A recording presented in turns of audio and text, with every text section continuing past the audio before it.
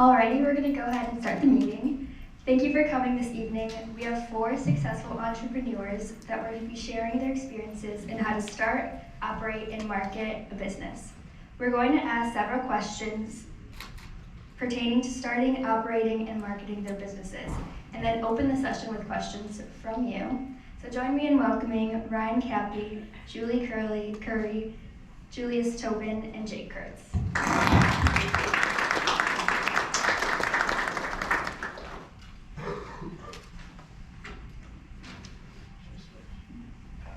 To get us started, we'd like to ask our guests to take 2 minutes to share their names, company, and what it offers, as well as their primary role in their business. Sure, well thanks for having me, number one. I appreciate everyone being here today. Hopefully you can learn something from what we tell you, what we're guiding you through. My name's Ryan Cappy, and I'm the founder of the law offices of Ryan Cappy here in Tampa. In fact, my building is the beer can building right there, up on the 21st floor. So I get a good view of your campus all the time. I was a prosecutor. I went to Florida State University. I graduated here locally at Jesuit High School, went to Florida State University and to law school there as well. Came back down here to Tampa, and I was a prosecutor here for 3.5 years, and I tried over 100 jury trials. Once I got down from there, I went to a medical malpractice defense firm where I represented insurance companies, basically defending doctors who were sued for medical malpractice. And over the course of time, I learned that I was really empathetic towards the injured party based on some of their injuries and diagnoses. So I ended up going to the plaintiff side. So now I represent the injured parties in things like auto accidents, medical malpractice, workers' compensation, premises liability cases, those type of things. So and I've been doing that since 2007, and I actually opened up my own firm in 2017. So I'm actually, on top of being a lawyer, I'm an entrepreneur. I have to manage the firm, the marketing, as well as my law practice and my clients. So that's kind of how I got to where I'm at now. And actually, Jake, who's at the end, is part of my marketing team. So he's his own company, and I utilize Jake's services for my marketing as well. So that's a little about me. I'm sure you'll learn more as we go. Well, we can summarize this really quick. I'm Julie Curry. I'm Vegan Babes. I brought some of these for you guys. No one ate any yet, but have any of you guys been to Armature Works? So we've got a bakery in Armature Works, and we have another location on Davis Island. We pretty much just make cookies, brownies, like over the top milkshakes, and stuff like that. And I'm the only owner and operator, and we've been in business for 5 years. Cool. I'm Jake Kurtz. I run Brick Media. We're a social media agency in downtown Tampa. We're actually based in Channelside. Thomas here helps us out with photo and video. Julius is actually a client. Ryan's a client. We've been in business since 2018. So I grew up in Pittsburgh, PA. So actually, I'm sorry about the loss this past weekend. But yeah, I grew up in Pittsburgh. I got a marketing degree at Duquesne University in Pittsburgh, which is right in downtown. I moved to Tampa in 2013 and kind of worked in the corporate marketing world, the agency world, and then started doing some side hustling for about 1.5 years. And then the side hustling kind of got enough momentum to where I started to consider leaving my full-time job. And 4 years later, Brick Media just hit 14 people, and we're working with a bunch of clients all over Tampa Bay. So that's a little bit about me, and I'm sure you guys will hear more as we go. How's everyone doing? My name is Julius Tobin. I'm one of the co-founders of a local nonprofit. It's called On Bikes. We provide bikes to at-risk and foster kids. In December, we'll shut down Bayshore and put somewhere between 7,000 and 9,000 people dressed in costumes, and it all leads to a massive dance party. That's our big fundraiser. We are fortunate enough to have a great partnership with the Tampa Bay Lightning, and they provide the Emily Arena for us, where we'll build 1,000 bikes with 1,000 volunteers the first week of December. I've sort of always been a little bit of a serial entrepreneur. I took the long way through college. I took a break and joined a band for a while. I came back, have a degree in finance, but I've never really used it. I don't think I've ever had a real job. I've had everything from consulting companies to doing collaborations with YouTube to starting, my latest venture is creating learning simulations in virtual reality. But what we're here to talk about is a charitable world, and for those of you who are interested in that, it's terribly fun and exciting, and I can't wait to share more with you guys.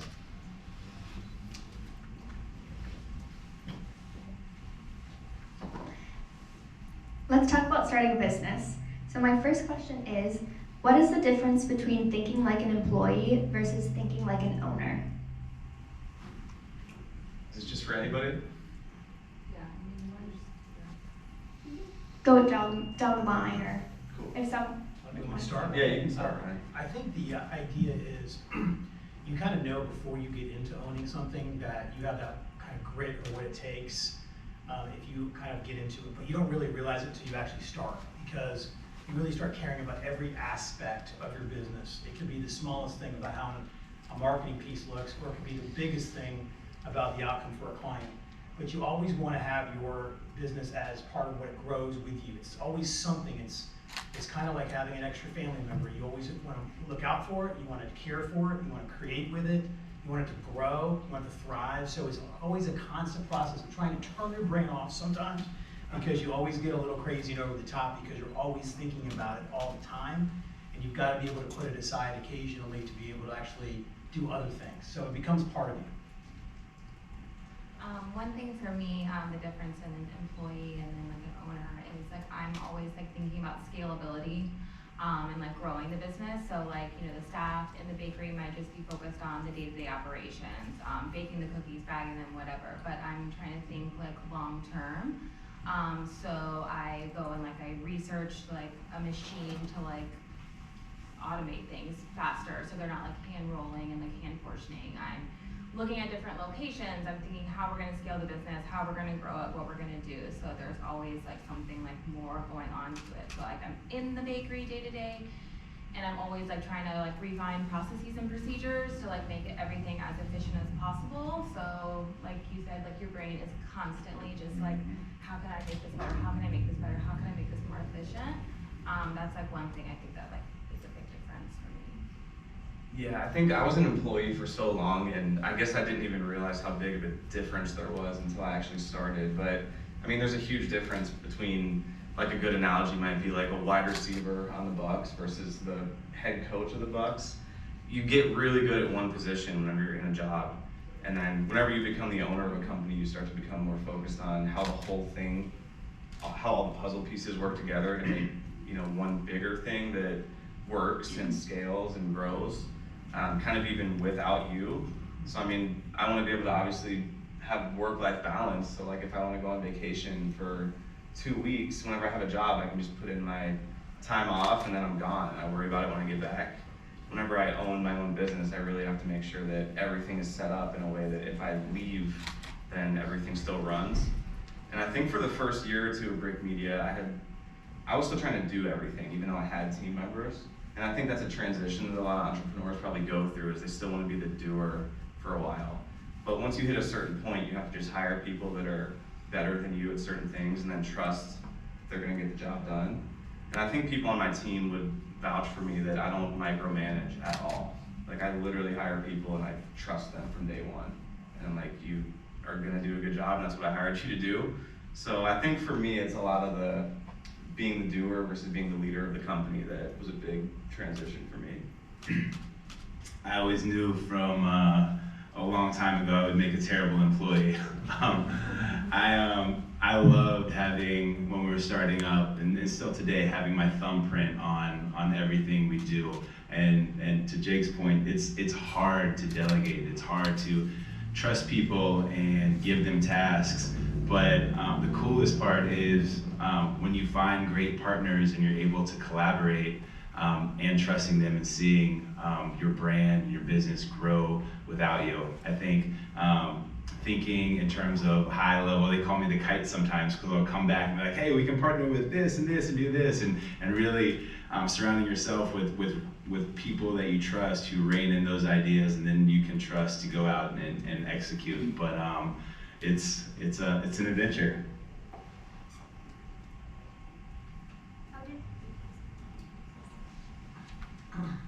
How did you choose the business you are in and why?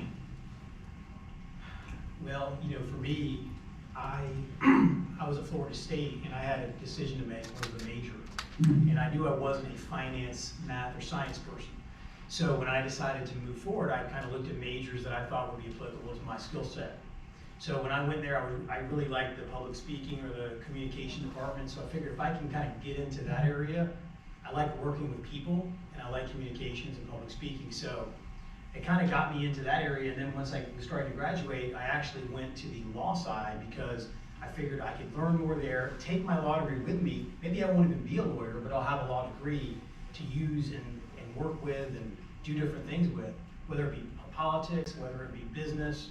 And then lo and behold, I became a lawyer. And I actually started working as a prosecutor, and then then I had to find a new path once I was in law, because what did I like in law as a subsection?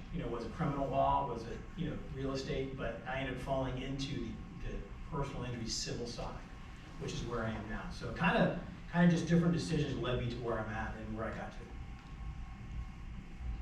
Well, I feel like I accidentally kind of fell into this role, which I know people will be like, what? But I was working for the Lightning. I really liked it, doing hospitality, but the shifts were 12 p.m. to 12 a.m.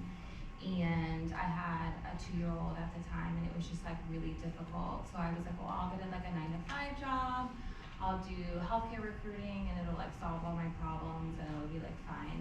And it turned out to be I don't know, worst case scenario. It was just sucked my soul out of me, and I hated it, and I hated working for somebody, and I hated sitting in a cube, and I hated all the rules for no reasons, and I if we were good, we could wear jeans on Friday, but only if everyone made the sales goal, and it was just so it just broke me down so much, and I was I can't do this anymore. I just quit, and I had no idea what I was gonna do, and I literally just entered a cupcake contest in Ybor City, and I won first place. And they were like, "Do you want to come back next week and sell cupcakes?" And I was like, "No, I don't. I don't know what the hell you're talking about." And Lynn Crossan, who used to run the economic development for Ybor, she was like, "You're gonna buy a tent, you're gonna get a table, you're gonna come every week, you're gonna get a chalkboard, you're gonna have a menu," and she literally held my hand and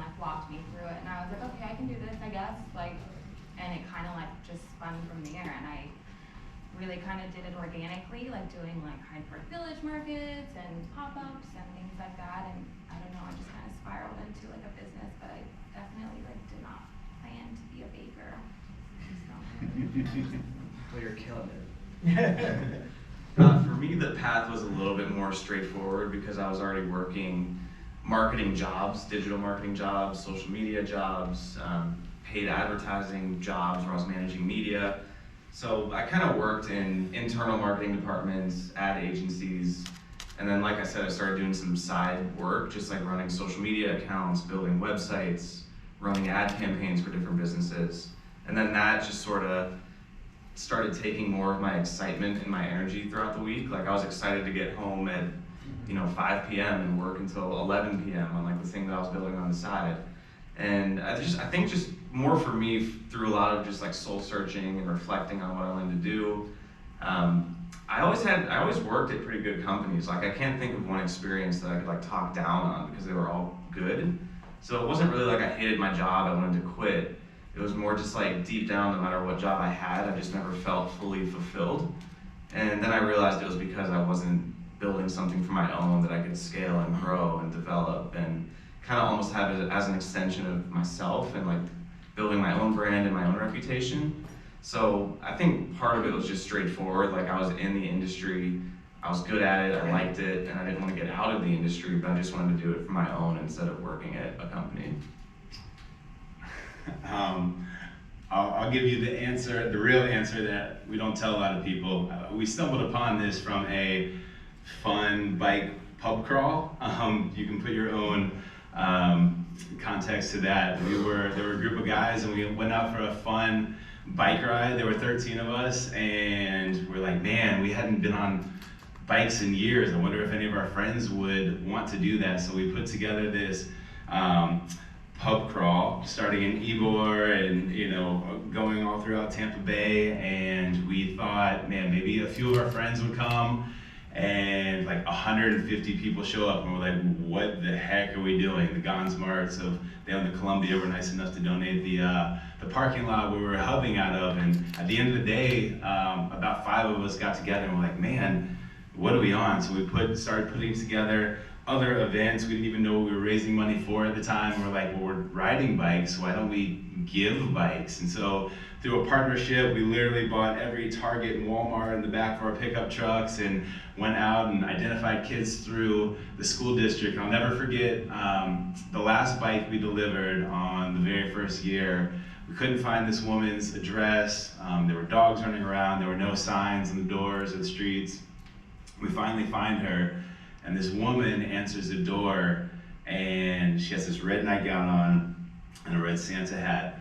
And she just opens her arms and hugs us. And at that moment, we realized that it wasn't just about the kids, it was about the parents, it was about the impact that this child could now get to football practice, get to an after-school program. And I accidentally just stumbled upon my passion, so I feel very lucky. How did you start your business? What was the planning process like? Well, in my situation, I was coming from another law firm, so there were clients that you have to identify to come with you to the firm, right? So there's a bar rules and regulations that you have to make sure they're looking at what you're doing, and if they want to come with you, they can elect to come with you. But I remember when I first started, I had one office with like a cardboard box and a monitor on top, and that was my desk and my computer. And literally, I had clients that were hoping to come with me, and I just kept going forward, one foot in front of the other. And I got an LLC, I actually got my business off the ground, I got a place to work, I got a name, I got a logo, I got a website, and I just started one foot in front of the other. I literally started, I got one client, then I got 2, then it was 4. And then I started trying to do everything. I was licking envelopes, stamping things, doing all of it.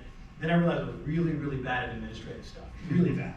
I was doing no lawyering, but I was licking all the envelopes. So I couldn't get the printer to work, so finally I hired my first employee, a little sooner than I wanted to, and she helped me a ton, and she's my firm administrator to this day. And now we're up to almost 20 people in the firm with 3 attorneys, and she's still my go-to person for all my needs, and she's to help kind of set the stage for the firm we have. So it was small steps, and then, it's not fake until you make it, but you definitely have to make sure you have that dream, that focus, and you just put one foot in front of the other, just like you said about starting your business.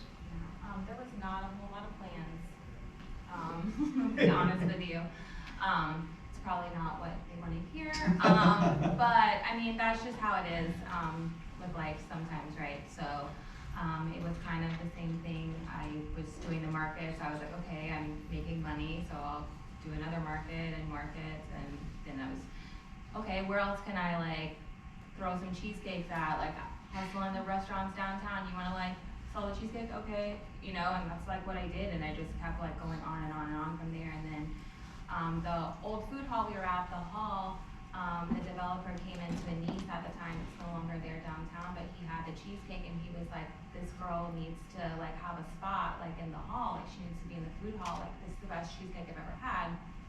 And he's like, do you want to open a restaurant? I'm like, are you being like for real? Like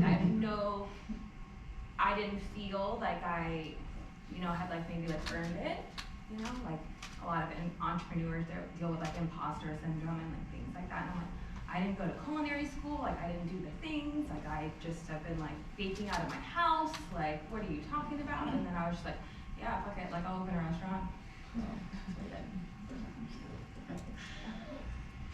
So yeah, for me, I would say it was a little bit more like practical and logical whenever I started Brick Media. I mean, You got the 2 Not in comparison to you, but more just like in my approach, it was like, I was with Kelly, who's I'm marrying in 3 weeks. She's on Insta Live right now, hello. But Kelly actually runs one in Tampa, if anybody follows it in here. But Kelly was working a full-time accounting job at the time that was just like super stable. Went in Tampa, was kind of her side hustle and whatnot. But she was already working a super stable job, and like I was debating if I was gonna leave my job, and I was making money on the side. So for a while, I was making a good salary and I was making decent money on the side. So I'm kind of doubling up and saving a lot more than, other people my age probably could. So I had a pretty good amount in savings, so I was comfortable there. Kelly, like I said, we were already living together. We were already together for like 2 or 3 years at that point. So I'm like, well, worst case scenario, if I quit my job, like we're not gonna not pay the bills and eat. So like, it was there was really no worst case scenario in my situation.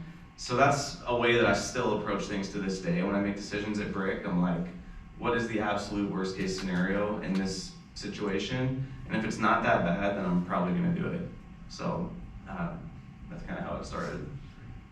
I think for me, this has always been a part-time, full-time hustle. I've always had other avenues of income and explored or invested, and I've just been really fortunate along the way. But after we decided to go forward, we just kind of put together an event. Forming a 501c3 is a pain in the butt. If you ever want to start a charity, I'm happy to help, but it is a monumental load of paperwork and red tape, and they don't make it easy to do good things. So we were fortunate enough to form a fantastic board, had some amazing partners come into play, and I think what really has propelled us and helped us is our partnerships, our ability to get out in public. Giving bikes to kids isn't new or unique. We just made it super cool and fun and easy to become a part of. And so we established through great branding, great marketing, great partnerships, and being authentic. Whatever we said we were gonna do, we did. I remember we had this idea, went to the Tampa Bay Lightning and said, hey, we have this cool co-branded logo, do you think we could do it? And so now they sell that co-branded gear online and in their shops. It's just about forming those right partnerships, getting people to believe, and really fulfilling and following through. So you've started your business. Let's talk about how to keep it going. You can't stay in business unless money is coming in, right? How long did it take for the business to break even and then become profitable? Well, I think it just depends on your business, and our business with law, most areas of law, criminal, family, they have a retainer. So let's say someone got arrested, I need $20,000, I need $50,000. Let's say there's someone doing that right up front. In our business, we only get paid if we win our settlement for our client. So we were waiting 8 to 10 months to get paid on every case, from when the time they come in the door to the time they resolve it. So it can be kind of problematic if you're front loading a business where you're not getting paid for 10 months. And so I knew that going into it, so I made sure that I had a reserve set up to pay myself, my staff, or whoever I was gonna hire in my business. So I had some backbone there, and I knew once I had a few cases that came with me from my old firm, along with the fact that I had new clients coming in little by little, that would work out. That first year was gonna be hard no matter what. But I knew by year 2 I could triple or even quadruple what I did my first year because of the way I set up that first year. So it takes a risk to do it, and there was definitely some scary moments there for sure, but I trusted the process, and little by little we saw that happen. And you tighten your belt during that time and say, hey, I'm gonna eat a little less, or I'm gonna go out a little bit less. But at the end of the day, it worked out, and like I said, by year 2 and 3, we just exploded. And so it was all from just taking a little hard work in the beginning, having a plan, and then sticking to it. Since I started out a little smaller and organic, it was just me. I was always, profitable. I wasn't, trying to set up shop every week and not make money. But I would say for, having to do the initial build out at a restaurant, I just really when we were in the hall, I tried to negotiate and be can I get some tenant improvement money? Can I get this? I'm gonna bring all of these great things, and you need a dessert concept. So I would say that if you are going to immediately need $60K or something like that into a build out of something, try to negotiate. Is it does the building need you? All the buildings downtown and stuff now when they're building them, they need a certain amount of like retail spaces and stuff downtown. So like if you're gonna open a clothing store, be like, you need me, I'm gonna bring, you know, X, Y, and Z to the neighborhood. So to try to negotiate that up front, so you're not like coming out of pocket, would be like my, you know, best advice on that. But like, I mean, you can kind of spend as much money as you want to if you like open a concept. I mean, I bootstrapped it pretty tight when I opened Armature, and I was like, I'm just gonna get a neon and paint everything pink. And I did it for like both locations, and it is like a pretty cost-effective build out. Yeah, I mean, Brick Media is a service-based company, and for the first year and a half, it was just me doing it. So obviously we were profitable because money would just come into the business bank account, and then I would just take money out when I needed it. But my goal for the first year or two was just to get that account as high as possible and take as little out as I, you know, just basic necessities. I didn't want to blow all the money that we were making because I knew that if we kept getting clients and we kept growing, I was gonna need to hire people. And at first, yeah, I did have more like freelance help, and I had some more affordable solutions to get help for content and running social media accounts and things like that. Now we have actual employees, and obviously there's more expenses and risk that comes along with that. But my general philosophy on hiring, whether it's like your first 1 or 2 people or your 20th, is always just make sure that you have enough business coming in to where if you have a really bad month or really bad couple months, you know, like for me, I'm like, if I lose 3 or 4 clients like today, am I still gonna be able to pay everybody that I have? And is my life gonna still be the same? So I'm just very conservative, and I just make sure that we have plenty of business so that if something bad happens, we're still gonna be fine. There's a lot of other people that put themselves in tough situations because they hire too quickly when they're not making enough money yet, or you know, they might not be willing to do the work because maybe they're like, oh, okay, I'm a CEO now, like I need to hire a bunch of people, but like they're not making any money yet. So for me, it was just, you know, eating that first 18 months of just doing all the work myself, and you know, still putting myself out there as the owner of the company, but you know, then people find out like, oh, okay, it's just a one-man shop. But once you just keep growing and keep evolving, you get past those kind of awkward days, and then you actually build a team, and it becomes a real thing over time. But for me, it was just like, if I have a really bad couple of months or something, like, can I still pay all these people and all these expenses? So. Man, we messed this up bad. I mean, being a nonprofit, none of us thought we'd actually scale this. So we spent every dollar buying bikes for our community. We're like, all right, we're raising $50, $60, $100,000. We're buying $50, $60, $100,000. Not thinking about accountants, lawyers, marketing, websites, social, you know, merchandise, everything that comes with an actual business. And so we would raise all this money. Our main revenue streams are sponsorships, which, you know, didn't start coming in until year 3, year 4. I still remember our first check. We used to stuff bags for all of our participants, and my mom was helping us.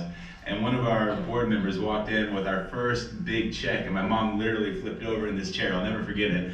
But we messed that up. We didn't have any employees. Fortunately, we all, you know, had other gigs and other things, but it was just really difficult to start the process. And we self-funded, which is a terrible idea in nonprofit, in the beginning. And so as that, we started developing processes and realizing we needed to create real budgets and filing our 990s and being more professional, we thought we had something really cool that we could scale. We did that, and so we started being more conservative. We hired an executive director. We outsourced a lot of things, and it just became a function of dollars, and we got really good at raising a lot of money. So fortunately, we've been able to continue to do great things and scale to new degrees, and hopefully that continues. But yeah, it was an interesting ride in the beginning. Yeah, and then one more thing real quick too. So I'm just gonna use arbitrary numbers, but if you're making, let's say, 50 grand a year in your full-time job, and then you want to quit and do your own business, and you still want to maintain a similar lifestyle, you're probably going to need to make double what your salary was. Like your business will have to probably bring in 100 in that case, if you still want to live a 50 lifestyle, just because of all the different taxes, all the different expenses that you're not accounting for, your own health care, like all those different types of things. But I didn't realize that at first, how much money Brick Media needed to generate for me to still live the same Jake lifestyle that I had before. So. And sort of just building off of that question, some of you kind of already brushed up on the subject, but what advice would you give a new entrepreneur on how to handle your business finances? Are there any other specifics or anything like that? Yeah, I think with business finances, it's just knowing, your overhead, changes over time. As you grow in employees, your lease goes up, your taxes, so you have to kind of think about those things as you grow. And kind of like what Jake was mentioning, you have to kind of know what that is and then trust that what you're doing is going to, heighten your revenue. Not always having another employee is the best idea. Sometimes it's absolutely needed. So you have to kind of know your business, know the people you're hiring. And, I didn't want to hire someone until 6 months was my original plan. I hired somebody about 2 for me, but that's me, and it worked. So it's just knowing when you need it, what you can handle, and you want to have that good service. At the end of the day, what got you here is what the cupcake you baked originally, the service you provided marketing, the first bike you delivered. In my case, it was how I handle my clients in my cases. I didn't want to lose that aspect of it because I was worried about all this other stuff. So I still had to handle that customer service 100% like I normally would growing. And now I teach my employees that same skill set, so they're doing the same type of service that I provide as well. And so I kind of grow that culture from the beginning, and I'm able to kind of get everybody on the same page as we grow. I would say to hire an accountant.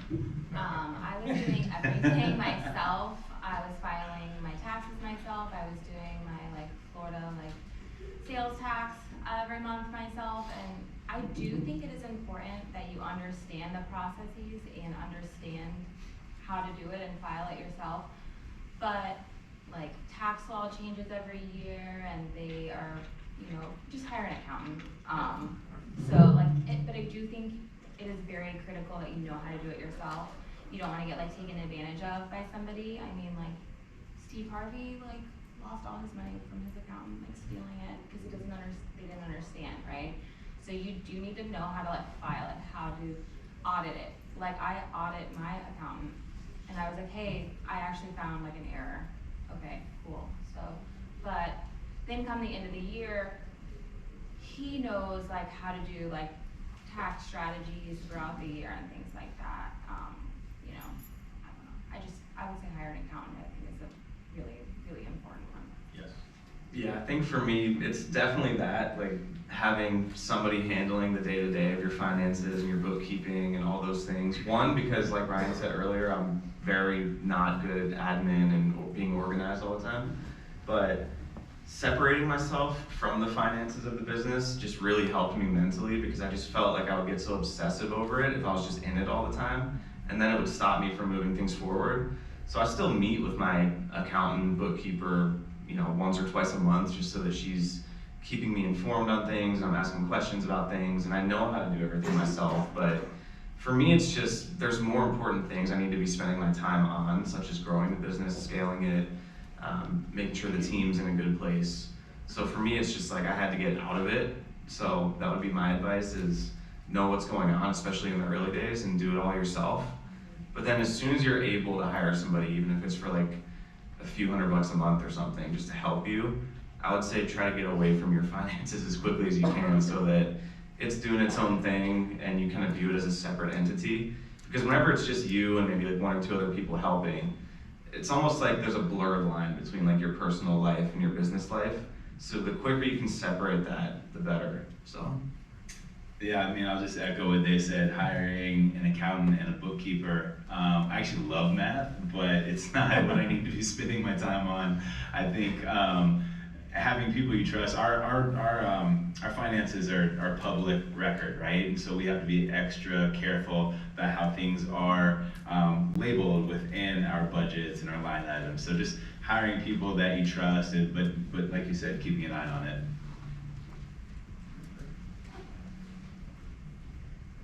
What keeps you up at night concerning the ongoing successful operation of your business?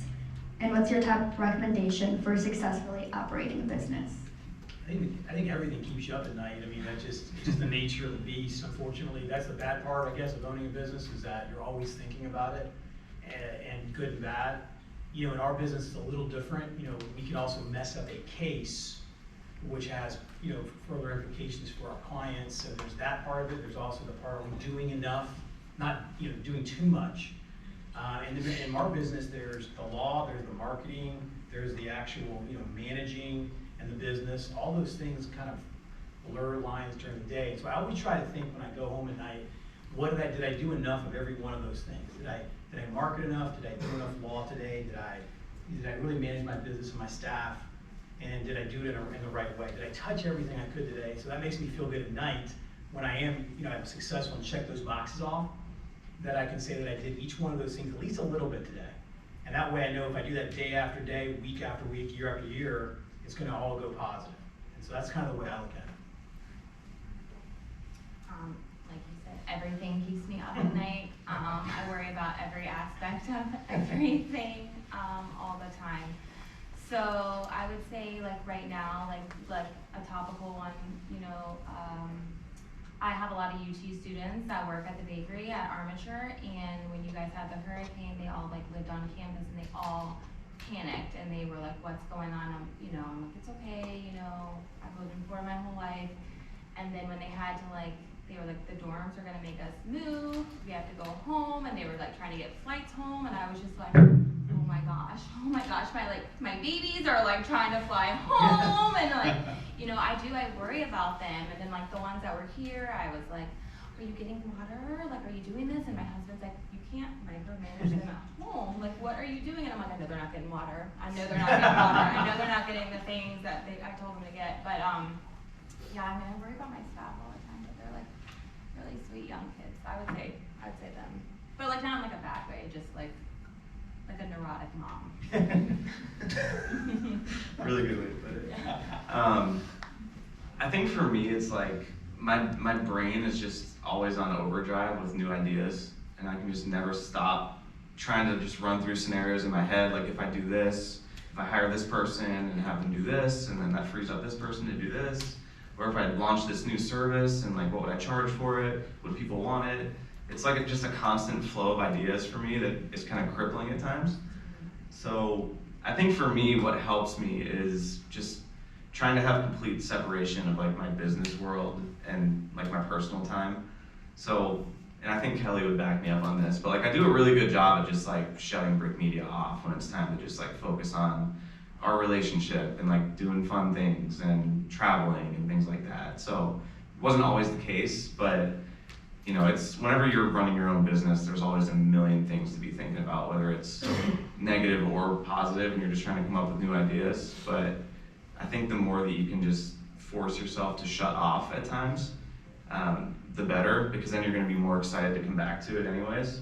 Like I just went to Seattle for like a week and literally touched break like twice while I was out there. And I came back like fired up to come back and work on things again. So I think it's just that balance. Yeah, and I think it's really important to try to shut it off, but I think it's really difficult. This is our crazy season. I have no idea how many events coming up in the next 8 weeks, but I think being able to shut it off, I try. I keep a notepad by my bed because sometimes I'll wake up in the middle of the night and I won't be able to go back to sleep. And I find that if I open my phone, I'll get scrolling or get caught up in it, but if I write it down in a checklist, I'll come back to it. It's really productive. Some of my best ideas have come out of that, but what keeps me up at night is are we creating impact? Are we doing things the right way? Are we treating people the right way? Are we doing what we say we're gonna do? And how do we scale? Do people care about what we're doing? And if not, what are we doing wrong? It's all those little things, plus all of the like daily tasks that there will always be too many tasks to get done. No matter what you do, there will always be a list. There will always be something else to do. There will always be another phone call. Shut it off. just shut it off. Try, at least. Find a hobby. We're just talking about hobbies. Honestly, I'm going to play poker after this. That is my hobby. I think differently. I'm gonna shut it off. I'm not looking at my emails. Find a hobby to just think differently or do something. It'll save your sanity, I promise you. Yeah, if I'm not being intentional about shutting off, like Ryan and I will be texting at 11 p.m. about like some Facebook ad campaign or like some random thing that easily could wait till the morning, but you just gotta shut it off as best you can. Yeah, everything that you think you need to do right now does not need to be done right now. I promise you it will be there tomorrow. And one thing I'll add to, Julius's point, one of the biggest things I've learned through business is that nobody does, but you think it's simple, is if you say you're gonna do something, do it kind of thing. If you say you're gonna do something, do it. Most people just don't do it. That's the bottom line. And that's the truth. If you can do that and live that way in your business, you'll be successful.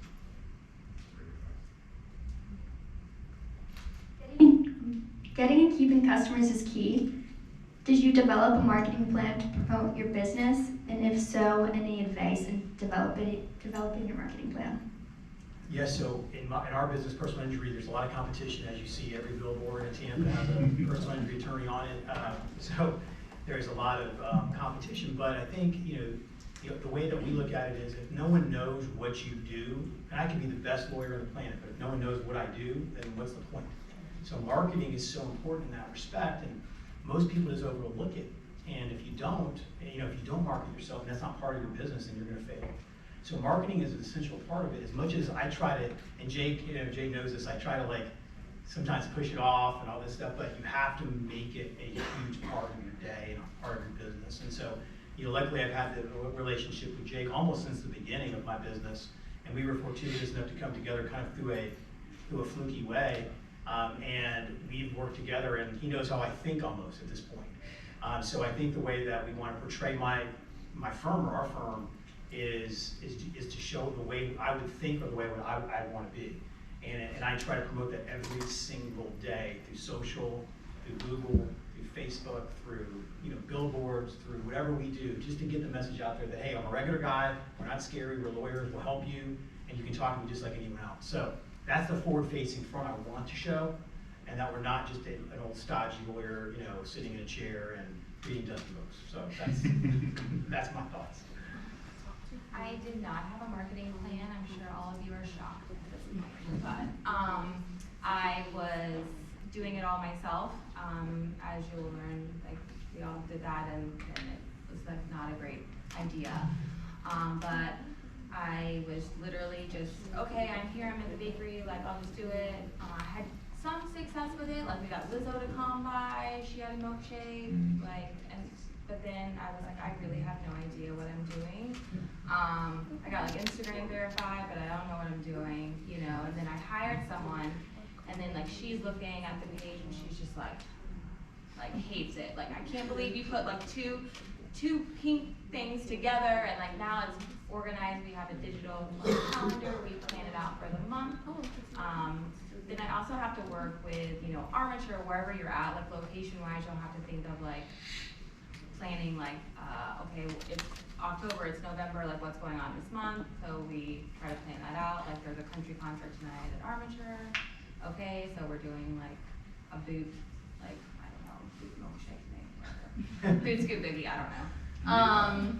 So just planning was a huge thing for me that I was never doing before with marketing. But having a content creator to force you to do it would probably help you stay on task a little more and to not constantly run around, right? So maybe I don't know how you guys shoot, maybe you just plan for a whole day, and he shoots videos of you all day, and then he's got content for 2 months or something, and then it's not wasting your time. 100%. And it's a lot more efficient. Yeah, so for us, it was just me at first, obviously. So for me, it was just how can I get out there and meet as many people as possible in an authentic way, not just hey, let me tell you about Brick Media, and try to sell to them right away, everybody's DMs on LinkedIn right now. But it's more just sitting down with people with coffee, being what do you do? How can I help you? What types of customers are you trying to reach? Just in case I know anybody that might be able to work with you.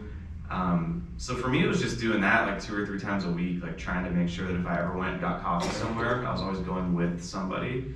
And sometimes that happens naturally just through meeting people in person. But LinkedIn is like a miracle tool that, you know, now it's a social media platform where like everybody's posting content and everything like that. But it's such a great tool just to get to know people, and you're able to filter down by different job titles and you know, see who you have mutual connections with. So I definitely leverage LinkedIn heavily, especially early on. I still do, but early on I think it was a lot of just me getting out there, and naturally like social media was pretty much our service, so I was all over social media.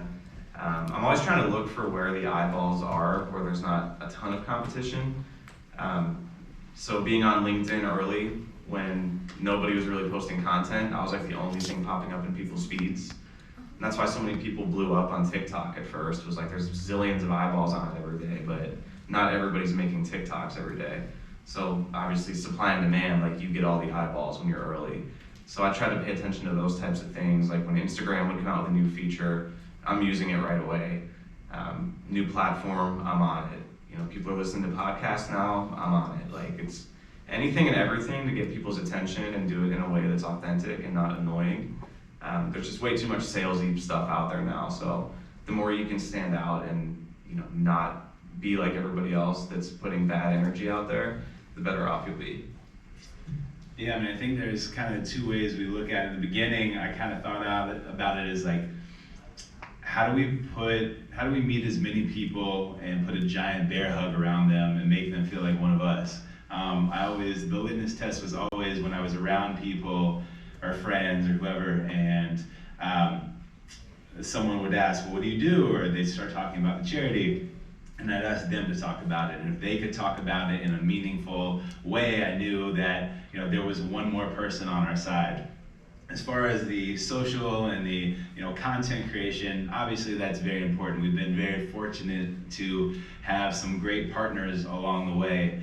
I learned from the beginning that I have very creative ideas, but when it comes to executing, I need a lot of help. So that could be anything from communications to social to our video team to just people to bounce ideas off of, and surrounding yourself. It all comes back to surrounding yourself with people who are smarter than you at what they're great at. But those are the kind of 2 things, that and networking. I was everywhere, we're everywhere. I love people, I love talking to people, and that really has just broaden the horizon. If you have something, I'll go back to it every time. If you have something that you're passionate about and that you want to talk about and that you're authentic, people will want to be a part of what you're doing. For our last questions before opening the floor to Q&As from the audience, how did you determine who your customers should be, and how do you retain your customers? You know, really in our business it's pretty easy. You know, we have to let them know that if they're in an accident, it's not their fault. Call us. We'll at least authentically, as best we can, explain to them, you know, what their rights are. And obviously the idea is to help people. That's what you want to do. That's the passion I have. Is I love people and I love helping people. And if you do that with real, you know, altruistic, authentic motives, kind of like Julius was just saying, it's always going to work out the best. And then what you want to do is take care of those people. So at the end of the day, when the case ends, they're in a much better place. They're better physically, emotionally, financially. From a bad day when I met them, which is always a bad day when I meet my first client because they've been in some kind of horrific situation, to the end when they're actually through it all and the end of the rainbow. So we start on the bottom of the rainbow, and at the end of the day, we get the other side. So it's always good to have those closings. When I close a case, it's always smiles and hugs.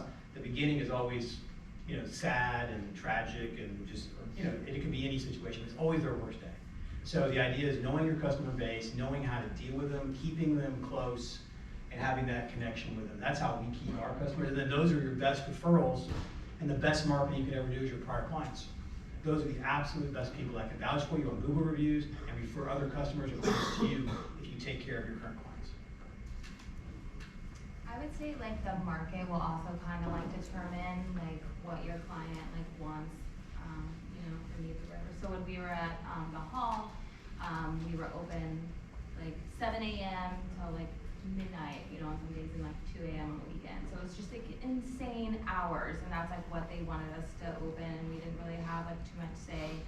And so I was like, okay, so we have to serve breakfast, but then they were like, well, you need a lunch item. So then we were doing like flatbreads and stuff, and then it just got like crazy, and we were like stretching and like ourselves so thin and like 300 square feet, like doing like chocolate torte, cheesecake, this, flatbread, like acai bowls for breakfast, and it was so much stuff for like the staff to prep.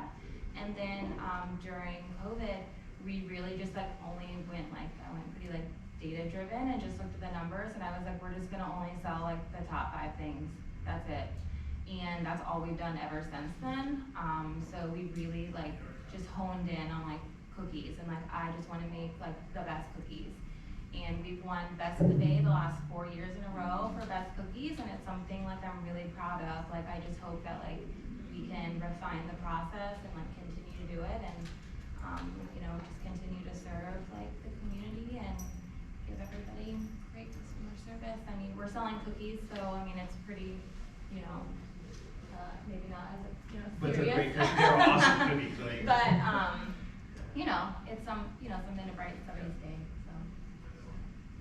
Yeah, I had a pretty similar experience with Brick because starting out, I could do a lot of random marketing things. Like I could build a website, I could send out your email newsletters. I know SEO, I know paid ads, I know social media and how to do it. So I was just like, whatever you need, like I'll figure it out. Yeah. So it was during COVID actually, whenever I was just like sitting at my house trying to figure out what the next steps were. Because at the beginning of 2020, right when COVID was a thing, like becoming a big thing, we lost a good amount of clients, and I'm just sitting there like, how am I gonna get more clients? How are we gonna survive the year? Just like thinking, what am I gonna do as a next step? And I looked at all the numbers of all the clients that we currently had, all the ones that we had in the past, all the ones that lasted the longest and like, you know, gave us the most revenue and like everything like that. It was always either the social media clients or the paid advertising clients. So I was like, well, there's not really an agency in Tampa that's known as the go-to social media agency. So I was like, I'm just gonna go down that lane and build that. Because there's a million marketing agencies in Tampa that all offer full service and digital and website design and all these things. But whenever I was researching, there were only a couple that like really narrowed in on social. And I just figured there was a white space there that I could probably own that lane. So I think narrowing down really helped us, because right after that, we started ranking really high on Google for like social media agency in Tampa. We're like #1 anytime you search anything like that now. We just won Tampa Magazine Best of the City for social media agency.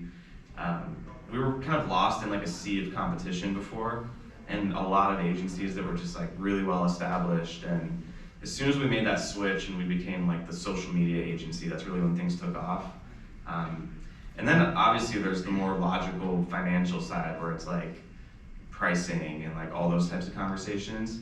For us, it's interesting because when a company's too small, they don't want to pay our fee every month. But when a company's too big, they're just going to hire a social media person in-house. So we kind of need to find those middle ground clients where they're established, but they don't have any desire to hire somebody to do ads or social media on their actual team.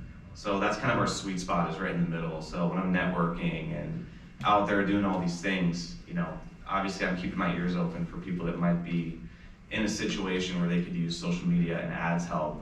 But I don't want to waste my time on people that, you know, one, they can't afford it, or they might try to, and then like 3 months down the line, they put way too much money into it, and their business isn't stable enough quite yet, and they're like regretting that they did it.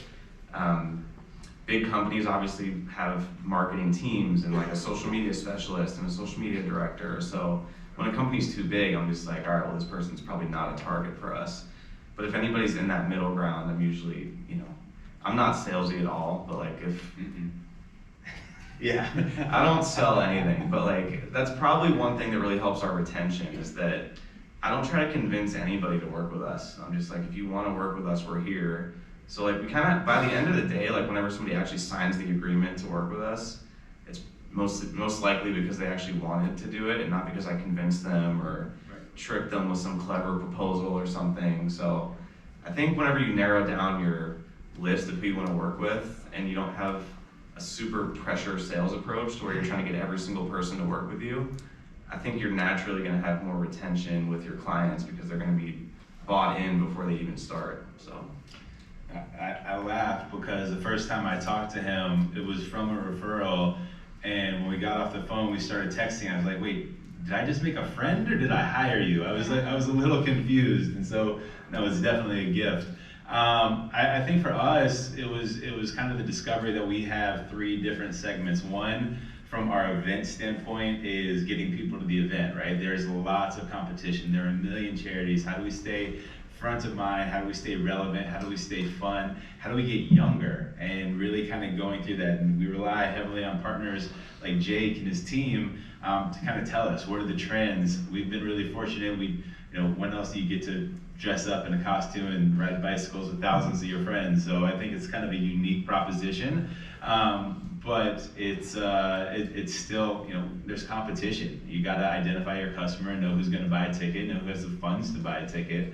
The second group is the people we donate the bikes to. Now, we don't receive any compensation from them, but we want to make sure that we're providing them a means. And we made the decision a long time ago. We don't give cheap products. Oftentimes, companies will look at us when they're looking at sponsoring, why do you provide such an expensive product? And the reason being, we want to provide something that will last, that's ergonomically correct, easily fixable, and can actually create impact. We could give away 4 times as many bikes if we went with Huffies or something cheaper, but our goal is impact, not just to look cool.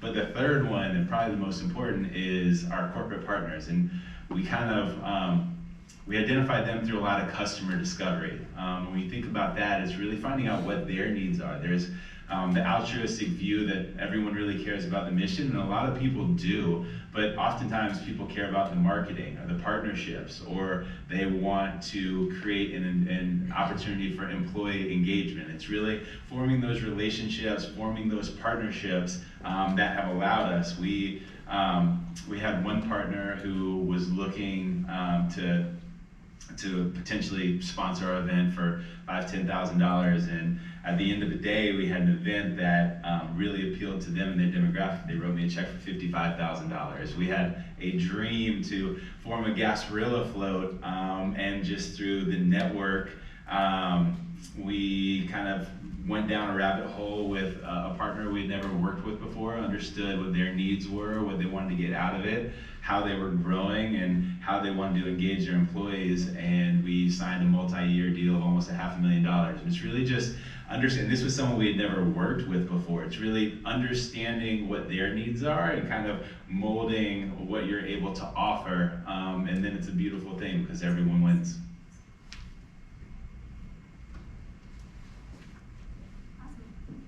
Awesome, thank you so much. Now we'll open the floor for questions from the audience. Questions? Any questions? So over the summer, I started up my own supplement company and released my first product, and I'm still doing everything by myself to the point where I make my product out of my dorm room. And I don't really have the money to spend on a manufacturing company or anything, but I know how to market and scale. But it feels like I'm spending all my time making the product instead of scaling the business. So I just don't know how I can kind of like get out of this point where I'm like kind of stagnated with it. Are you able to like network with anyone? Like, is the scalability because like you're doing it in your dorm room? No, the scalability is because I want to go to different events so that I can sell, market it, and I And you have a need lot of someone to different- like make it. and I have a lot of different product ideas that I want to use, but I can't really afford to like buy everything to scale it. What's the product? It's a pre-workout. Okay. And how hard is it to make it? Like, is it something you could easily train somebody else to do? I can train someone to do it easily, it's just time consuming. Okay. Yeah, I mean, the first thing that pops in my head is finding a friend or like somebody in your network, a family member that can just like help you out, even if it's just kind of helping you for now, whether it's paid or not.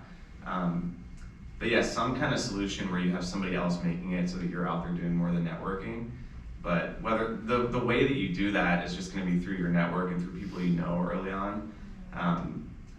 Like whenever I was starting off with Brick and I had 8 clients and it was taking up my entire day, I felt like I couldn't get past 8 clients because I was like, how am I ever gonna, like, I can't invent more time throughout the day. So I had to hire somebody just for super cheap at that point.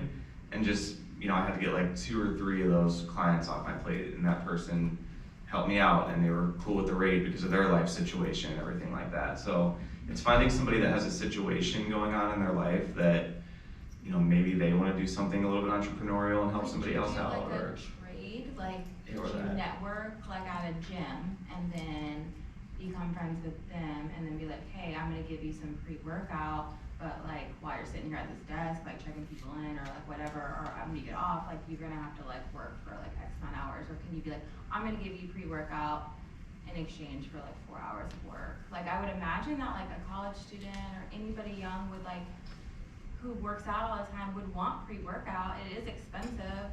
So I mean, if you're gonna buy it anyway, like, I don't know, maybe like a trade?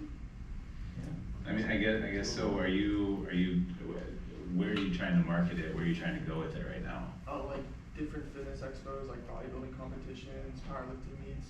But is that the right? Could you start smaller and local gyms, CrossFit gyms, get sort of the buy-in, sort of start scaling smaller and sort of build a group of collaborators and supporters that sort of support you through that process?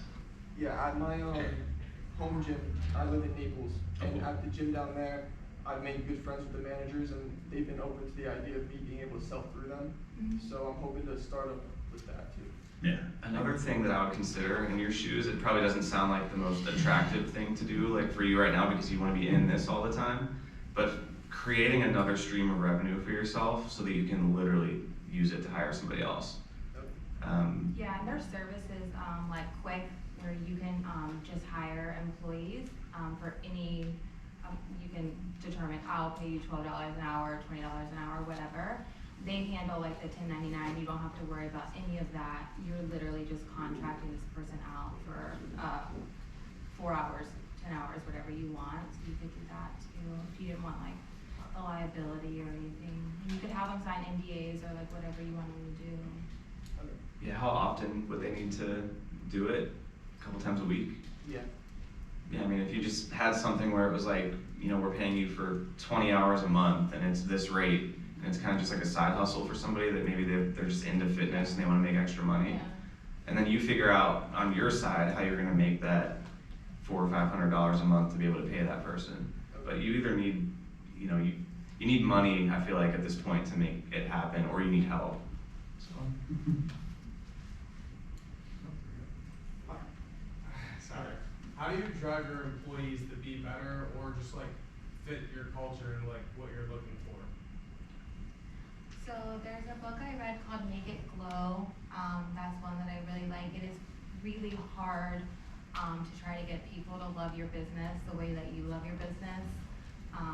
You want to just like try to show them like on a personal level that you do like love and care for them. Like I hope that, you know, my staff all know that like I do like genuinely on a personal level like love and care for them. And I think once you cultivate like that environment, they want to like do good by you, right? Like they want to serve the best product. They want to like, you know, be like a great employee for you. But it is hard, you know, at first to try to like convince people or like get them to buy in, like, okay, like I need you to like love this as much as I do, because you don't understand that like I, you know, miss birthdays for my kid or this or that or family events and all this because you've been like grinding, you know, and like Armature Works is open 363 days a year. I don't have an option to close. So like we're open all the time.